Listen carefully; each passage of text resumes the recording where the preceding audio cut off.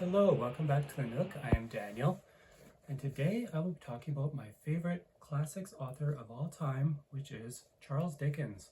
It is different than most of my videos. I generally would be talking about fantasy, but for today's video, I just wanted to touch on why Charles Dickens is my favorite classics author, because I do read classics. I do probably end up reading a lot more fantasy and sci-fi, but every once in a while there's an author like Dickens that I end up loving. So I'll just show you a few of his books that I own. So right here is a beautiful edition of Great Expectations. This is one of my personal favorites. It's a very dark story, but it's very good. And I will be touching on more about his stories and about kind of who he was and what his beliefs were, but I'll just be showing you. So this is Bleak House, which is a very thick book. He wrote a lot of books and a lot of thick books, and this one's a chunker. But Bleak House is really good too. And then we have Martin Chuzzlewit, not one of my favorites, but still very good. And then we have a shorter one here. This is A Tale of Two Cities, which is really a good story.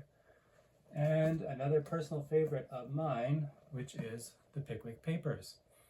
So I'm just going to talk about how I got started with Charles Dickens, how he became my favorite classics author, and how he was actually the first classics author I truly got into. So so sometime, this would have been still post-high school, like early post-high school, I watched a movie called Nicholas Nickleby with my mom, and that's based off a Dickens novel. And we watched the movie. I said to her, that was a really good movie. And she said, well, that's based off a Charles Dickens book, and I own the book if you want to borrow it. So I borrowed this book, Nicholas Nickleby, which I don't have with me here, but it is another big one. And yeah, I really loved the prose. I loved everything about it. It was just a really good book. And that kind of started my love for Charles Dickens. After that, I picked up more of my mom's Dickens book because she owns a few. So I picked up a kind of battered copy of, I believe it was Pickwick Papers, and then Great Expectations, and then I started getting more like that. The copy of Bleak House I showed you was actually a birthday gift one year, along with Little Dorrit, which is one of my favorites. So what was Dickens writing about? Well, I have some biographies on him, and basically he dealt a lot with the poor class in London because when he was a child, his father got arrested into debtor's prison, and Dickens had to do child labor working in a shoe blacking factory.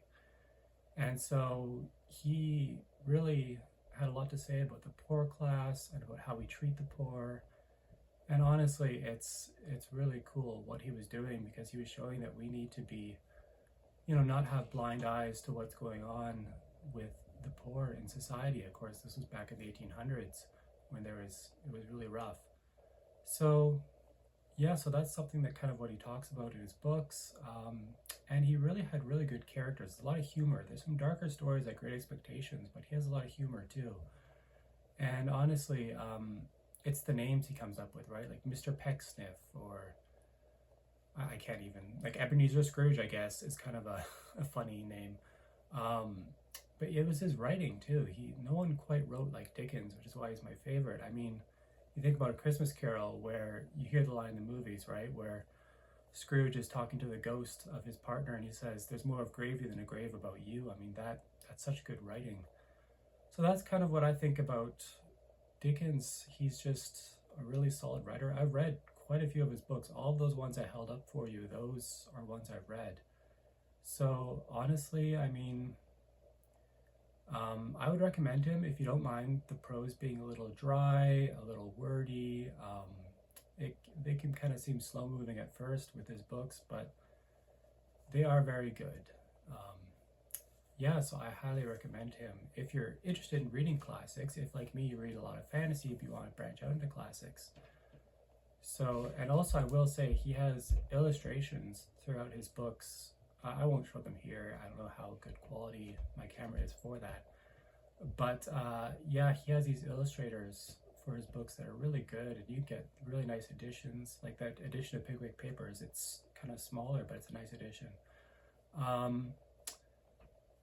So my next video will be this week. It'll be a review of Starsight, which is book 2 in the Skyward. Of course, I did a spoiler-free review for Skyward. and I'll be keeping Starsight spoiler free as well, and so you can expect the Starsight video probably Friday or Saturday. And that's about all I can say about Dickens. I highly recommend him if you have not read him already. And yeah, so expect the Starsight video Friday, and remember to like and subscribe. And until I see you next time, you're always welcome at the Nook. Goodbye.